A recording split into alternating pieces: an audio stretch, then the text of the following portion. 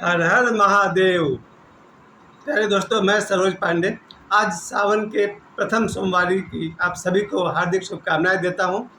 आज सावन की पहली सोमवार और मेरी हालत ये थी कि मैं सुबह से लेकर 1 बजे दोपहर तक बार बार शिव मंदिर गया और इतने सारे वहाँ मैंने भीड़ देखी, इतनी महिलाओं को ज़्यादा, पुरुष तो कम थे, महिलाएं ज़्यादा, कि मैं बार बार लौट के बाहर आ गया, क्योंकि महिलाओं को परेशान करना ठीक नहीं है। बहुत सारी महिलाएं हैं, वो लोग निकलेंगी, खाली होगा तब हम जाएंगे। मैं जहाँ रहता हूँ मोहन बाजार शिव मंदिर, सुबह से लेकर के दोपहर 1 बजे तक हमने बहुत ट्राई किया। जब भी मंदिर में गए तो वही भीड़। फाइनली हम शाम को गए हैं 6 बजे और 6 बजे वहाँ आरती हो रही थी और मोहन बाजार के शिव मंदिर में फिर वही भीड़। अब भीड़ देख करके मैं 6 बजे के बाद में गया। उस समय मंदिर में कोई भी नहीं था। भगवान शिव का यानी कि महादेव का श्रृंगार हो चुका था। उसका मैंने वीडियो इससे पहले डाला है, आप लोग देख लीजिएगा। तो ये रहा आज का पहला सोमवार और अभी भी बाकी है रात 12 बजे तक इस सावन का पहला सोमवार। मैं तो ये सोच रहा हूँ कि मोहन बाजार में अगर शिव मंदिर का ये हाल है तो बाबा बैद्यनाथ के यहाँ देवघर में, वहाँ शिव जी के पास न जाने कितने लाख लोग पहुँच गए होंगे। कहा जाता है 2 लाख से 5 लाख श्रद्धालु पहुँच जाते हैं। कल सुबह अखबार में पता चलेगा कि भगवान शिव के पास बैद्यनाथ धाम में बाबा भोलेनाथ के पास कितने लोग पहुँचे। सबसे पहली बात कि बाबा भोलेनाथ कहिए या बाबा बैद्यनाथ कहिए, ये बाबा शब्द थोड़ा गंदा हो गया है। इस पर मैं ज़रूर बात करूंगा और भगवान शिव के रूप और महिमा के गुण का जितना भी बखान करूँ कम है। मैं तो एक बात कह सकता हूँ, मेरी अपनी निजी राय है, भगवान शिव को एक मनुष्य के रूप में कल्पना कर पाना मेरे लिए मुश्किल है। मैं सोच ही नहीं सकता हूँ कि भगवान शिव एक मनुष्य का नाम है। वो भी एक आदमी होंगे, 6 फीट का होंगे कि 7 फीट का होंगे कि 8 फीट का होंगे, कि मोटे होंगे कि गोरे होंगे, मैं कल्पना नहीं कर सकता हूँ। मेरे लिए तो भगवान शिव शक्ति का नाम है। पूरे संसार में जो व्यापक है, आकाश जैसे आकाश पूरे विश्व में एक समान है, वैसे ही मेरे भोलेनाथ हैं, मेरे महादेव, मेरे भगवान शिव। ये मेरी अपनी सोच है। मैं भगवान शिव को एक आदमी की तरह सोच नहीं सकता हूँ जिसे मई महीना में पसीना आता हो और जाड़ा के दिन में ठंड लगती हो।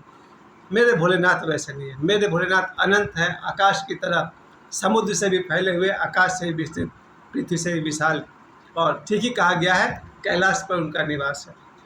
कैलाश यानी कि धरती का सबसे उच्चतम शिखर कैलाश।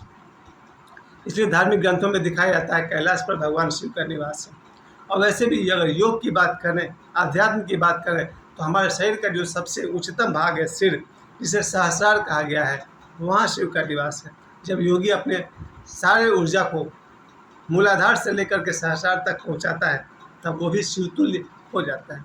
भगवान शिव के प्रशंसा में बहुत कुछ कहना है, लेकिन उससे पहले बाबा भोलेनाथ जो कहते हैं या उनका महादेव कहिए, जितने भी उनके नाम हैं उनमें से मैं कहना चाहता हूँ भगवान भोलेनाथ, बाबा भोलेनाथ। ये बाबा शब्द जो बदनाम हुआ, आज मैं दिन में कुछ लोगों की स्टडी कर रहा था। कुछ ऐसे लोग भी हुए हैं जिन्होंने बाबा के नाम पर इतने अपराध किए हैं कि बहुत सारे लोगों का बाबाओं पर से विश्वास उठ गया। मेरी अपनी माँ मुझसे कहा करती थी कि मेरे जन्म से पहले कोई बाबा हुआ करता था, वो बड़ा ही गलत आदमी था। मेरी माँ बताती है, यानी मेरे जन्म से पहले 1970 के आसपास की बात रही होगी, उस समय कोई बाबा हुआ करता था। अब तो मेरी माँ भी दुनिया में नहीं रही, तो बाबा भी कहीं नहीं होगा, शायद मर चुका होगा कहीं भी। तो वो बाबा भी तंत्र मंत्र के बहाने महिलाओं को बुलाता था और गलत काम करने की इच्छा रखता था।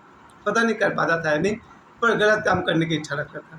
इसलिए मेरी माँ को, मेरे पिताजी को और मेरे परिवार के अधिकांश लोगों को बाबाओं से नफरत होने लगा।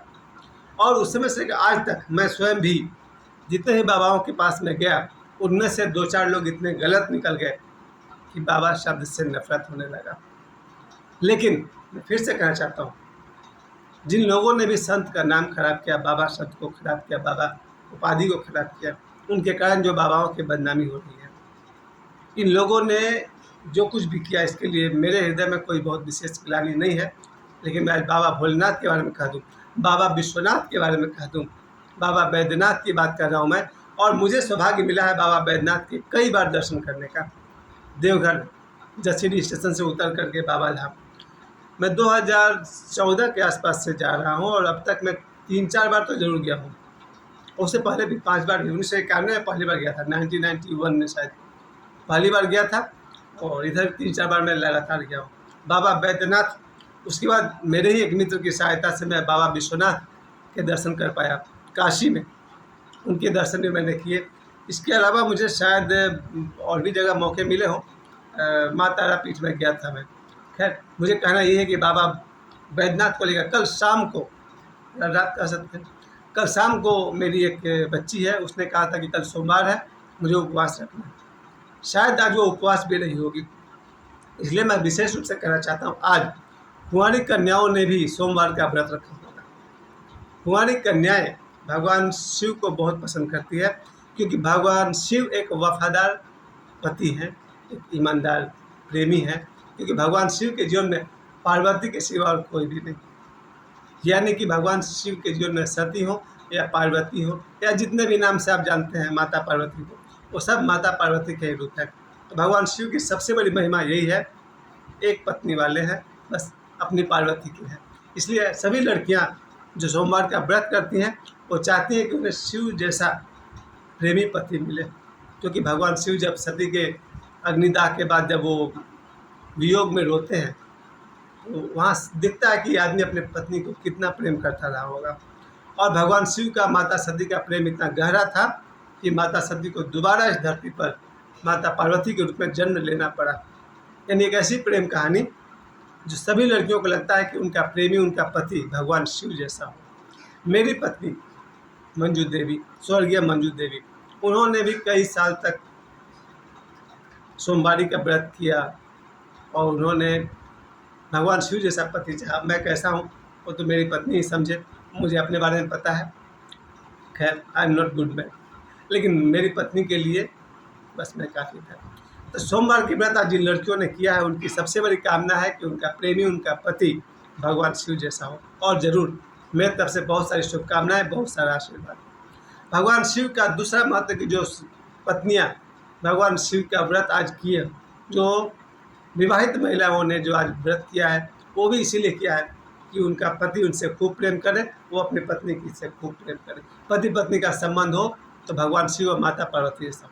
इसलिए कुंवारी कन्याओं ने तो सोमवार का पूजन किया ही, विवाहित महिलाओं ने भी सोमवार का पूजा किया है, ताकि उनका पति और पत्नी का प्रेम बहुत बहुत गहरा हो। और आध्यात्म की दृष्टि में आइए तो भगवान शिव का और एक रूप है, वो है कामदेव का भस्म करना। ये एक ऐसी समझिए घटना है जहाँ पर कहा जाता है कि ऋषि मुनि जो होते हैं, जब वो ध्यान साधना करते हैं तो उनके रास्ते में कामदेव बार बार उनको भड़काने का काम करते हैं। कहा जाता है कि जितने भी ऋषि मुनि होते हैं, होते तो आखिर वो भी मानव है, और मानव शरीर की रचना, भोजन, पानी, अग्नि, इसके कारण शरीर में जो काम वासना का उत्पन्न होना वहाँ तक स्वाभाविक है। लेकिन जब वो काम वासना मानसिक हो जाए, ऐसे में कामदेव ऋषियों के लिए बाधा बन जाते हैं।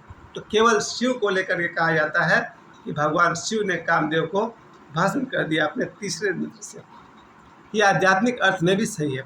अगर कोई योगी, कोई ऋषि ध्यान करने में अत्यंत कुशल और सक्षम हो जाए तो अपनी आज्ञा चक्र से कामदेव को भस्म कर सकता है। लेकिन दूसरी तरफ उन्हें कामदेव के बारे में जब उनकी पत्नी रति निवेदन करती है कि आपने मेरे पति को मार दिया, मुझे विधवा बना दिया, मेरे लिए कुछ उपाय कीजिए, तब भगवान शिव कहते हैं कि द्वापर में भगवान कृष्ण के पुत्र के रूप में तुम्हारे पति कामदेव वापस लौटेंगे। और भगवान कृष्ण के पुत्र के रूप में कामदेव ने फिर से जन्म लिया। अब इसमें मैं एक बात और आपसे कहना चाहता हूँ कि गीता में भगवान कृष्ण कहते हैं कि कामदेव मैं ही हूँ। 10वां अध्याय, आप गीता के 10वें अध्याय में जाइए, वहाँ मिलता है। भगवान कृष्ण कहते हैं कि एकादश रुद्र में मैं शंकर हूँ और मैं धर्म सम्मत कामदेव भी मैं ही हूँ। यानी कि कामदेव को लेकर के भगवान कृष्ण ने बहुत ही प्रशंसा की। भगवान शिव ने जो भस्म किया वो आध्यात्मिक अर्थ है। और आज भी भगवान शिव का पूरा आध्यात्मिक अर्थ यही है कि जिन्हें संसार में सुखी रहना है उनके लिए भी भोलेनाथ, जिन्हें पति पत्नियों वैवाहिक जीवन में सुखी रहना है उनके लिए भी भगवान शिव और माता पार्वती, और जिन्हें आध्यात्म की दुनिया में आत्मज्ञान, भगवत प्राप्ति, आत्म साक्षात्कार, संबोधि को प्राप्त करना है, समाधिस्थ अवस्था को प्राप्त करना है, उनके लिए भी भगवान शिव। क्योंकि भगवान शिव ही विज्ञान भैरव तंत्र में 112 ध्यान विधि देते हैं। उन 112 विधि में कोई भी एक विधि पर चलकर मनुष्य निर्वाण को प्राप्त कर सकता है, मोक्ष को प्राप्त कर सकता है। तो आज सावन के प्रथम सोमवारी पर आप सभी को हार्दिक शुभकामनाएं। पूरे सावन महीना धर्म और अध्यात्म की दुनिया में मस्त रहिए, डुबकी लगाइए। आप सभी को श्रावण की हार्दिक शुभकामनाएं। ओम नमः शिवाय। हर हर महादेव।